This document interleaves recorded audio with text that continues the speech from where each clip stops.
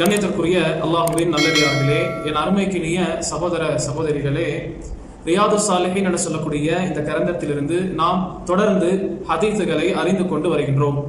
இஹ்லாஸ் என்று சொல்லக்கூடிய தலைப்பிலே நிறைய ஹதீஸுகளை அறிந்து கொண்டோம். அதற்கு அடுத்து தௌபா என்ற தலைப்பிலும் ஹதீஸுகளை தெரிந்து கொண்டோம்.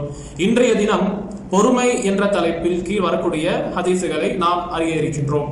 கண்ணியத்திற்குரியவர்களே, பொறுமை என்பது இது மூமின்களுடைய அடையாளம். பொறுமை என்பது, இந்த பொறுமைக்கு கிடைக்கப்படக்கூடிய கூலி என்பது அளப்பெரியதாக, கணக்கின்றி கொடுக்கப்படக்கூடியதாக இருக்கின்றது.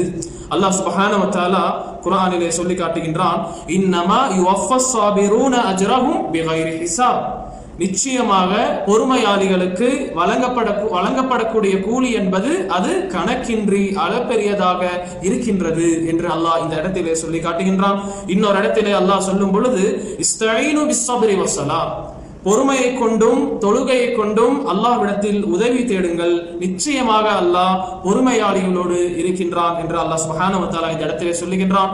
இன்னொரு வசனத்திலே அல்லாஹ் சுப்ஹானஹு வ தஆலா நாம் இந்த உலகத்திலே சோதிக்கப்படுவோம், சோதனை என்பது அது இல்லாமல் நாம் இருக்க முடியாது என்ற அடிப்படையிலே அல்லாஹ் கூறுகின்றான். வலனப்லுவன்னக்கும், நிச்சயமாக நாம் உம்மை சோதிப்போம், உங்களை சோதிப்போம். பிஷைஇன் மினல் ஹௌஃபி, ஒருவித அச்சத்தை கொண்டும், வல் ஜூஇ பசியை கொண்டும், வ நக்ஸி மினல் அம்வால் பணத்திலே இழப்பை ஏற்படுத்தியும், வல் அன்ஃபுஸ் உயிர்களிலே சேதத்தை ஏற்படுத்தியும், வ ஸமராத் இன்னும் விளைச்சல்களிலே சேதத்தை ஏற்படுத்தி, குறைவுகளை ஏற்படுத்தி சோதிப்போம் என்று சொல்லிவிட்டு அல்லாஹ் சொல்லுகின்றான், வ பஷீரிஸ் ஸாபிரீன், நபியே இப்படி இந்த நிலைகளிலே பொறுமையோடு இருக்கக்கூடியவர்களுக்கு நீங்கள் நன்மாராயம் சொல்லுங்கள், சுப செய்தி வழங்குங்கள் என்று அல்லாஹ் சுப்ஹானஹு வ தஆலா சொல்லி காட்டுகின்றான். ஆக இந்த வாழ்க்கை, நமக்கு கிடைத்திருக்கக்கூடிய வாழ்க்கை என்பது சோதனை இல்லாமல் இருக்காது, பிரச்சனைகள் இல்லாமல் இருக்காது. அந்த சோதனைகளோடு தான் நம்முடைய வாழ்க்கை பின்னி பிணைந்தது என்பதை நாம் அறிந்து கொள்ள வேண்டும். ஆனால் இங்கு ஒரு விஷயத்தை கவனத்திலே கொள்ள வேண்டும்.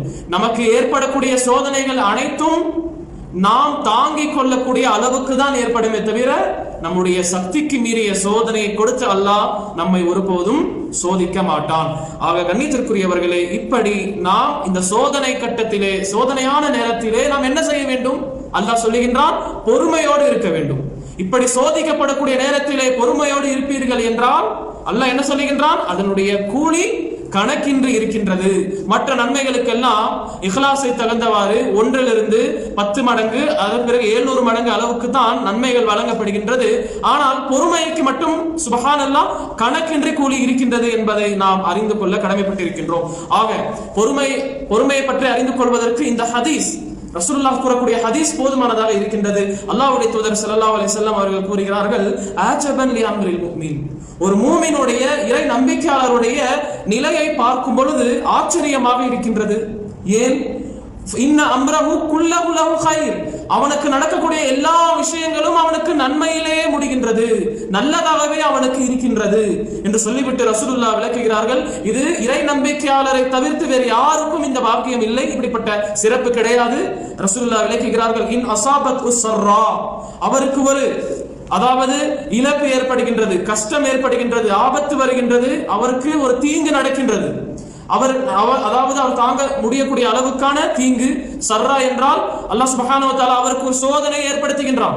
அந்த சோதனையான நேரத்திலே ஷக்கர, அல்லாஹ்வுக்கு நன்றி செலுத்துகிறார், பொறுமையோடு கடைபிடித்து அல்லாஹ்வுக்கு அவர் நன்றி செலுத்துகிறார். சுப்ஹானல்லாஹ். இன் அஸாபத்து சர்ரா ஷக்கர ஃபகான கைரல்லாஹ். சர்ரா என்றால் செழிப்பான நிலை என்று அர்த்தம்.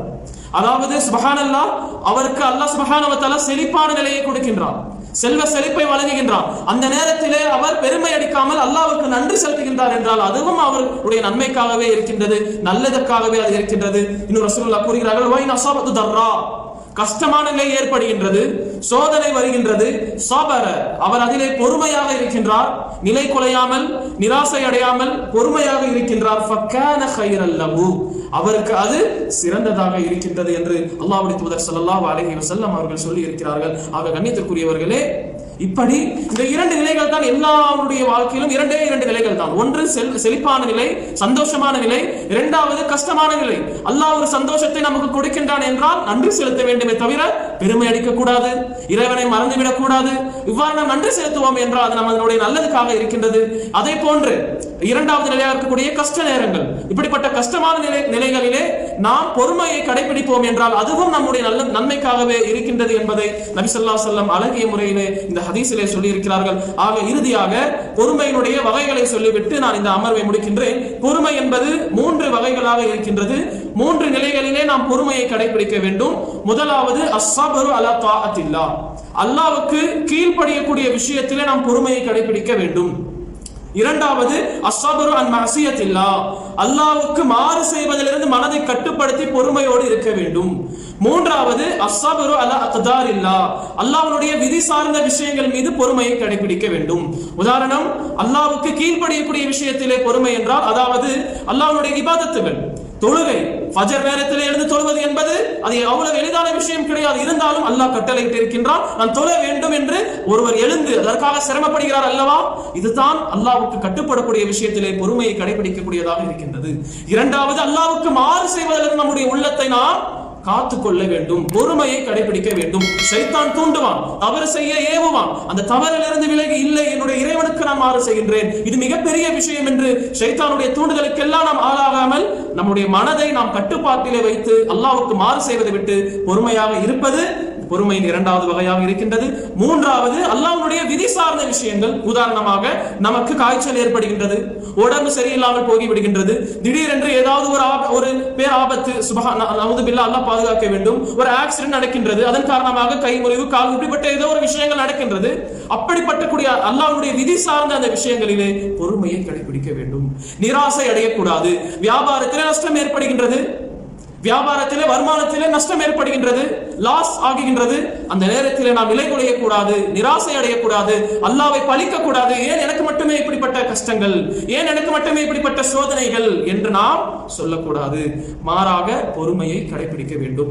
ஒன்று நமக்கு நடக்கக்கூடிய விஷயங்கள், இரண்டாவது பிறருக்கு, நம்மை சார்ந்தவர்கள், வீட்டிலே யாருக்காவது உடல் சரியில்லாமல் போய்விடும், சில நேரத்திலே இப்படிப்பட்ட விஷயங்கள் நடக்கும், அல்லாஹ்வுடைய விதி சார்ந்த அம்சங்கள் நடக்கும். அப்படிப்பட்ட நேரத்திலே நாம் நிராசை அடையாமல் பொறுமையாக இருக்க வேண்டும். ஆக கண்ணியத்திற்குரியவர்கள், இப்படி அல்லாஹ்வுக்கு கட்டுப்படக்கூடிய விஷயத்திலும், அல்லாஹ்வுக்கு மாறு செய்வதிலிருந்து மனதை கட்டுப்பாட்டிலே வைப்பதிலும், இன்னும் அல்லாஹ்வுடைய விதி சார்ந்த விஷயத்திலே பொறுமையை கடைபிடிப்பதிலும் நாம் பொறுமையாக இருக்க வேண்டும், பொறுமையை கடைபிடிக்க வேண்டும் என்பதை நாம் நம்முடைய கவனத்திலே கொண்டு இப்படி நாம் வாழ்ந்தோம் என்றால், இருப்போம் என்றால், அது கிடைக்கக்கூடிய கூலி கணக்கின்றி இருக்கின்றது. அல்லாஹ் மகத்தான, நாம் எண்ணி பார்க்க முடியாத அளவுக்கு பெரிய கூலியை அல்லாஹ் சுப்ஹானஹு வ தஆலா பொறுமையாளிகளுக்கு தருகின்றான் என்று சொல்லிக்கொண்டு, இதை நாம் படிப்பினையாக எடுத்து நம்முடைய வாழ்க்கையில் நடக்கக்கூடிய எல்லா நிலைகளிலும் நாம் பொறுமையாக இருந்து பொறுமையை கடைபிடிப்போம். அதற்குரிய வாக்கியத்தை அல்லாஹ் எனக்கும் உங்களுக்கும் தந்தருள்வானாக. வா ஆகிரு தஅவானா அல்ஹம்துலில்லாஹி ரப்பில் ஆலமீன். அஸ்ஸலாமு அலைக்கும் வ ரஹ்மத்துல்லாஹி வ பரகாத்துஹு.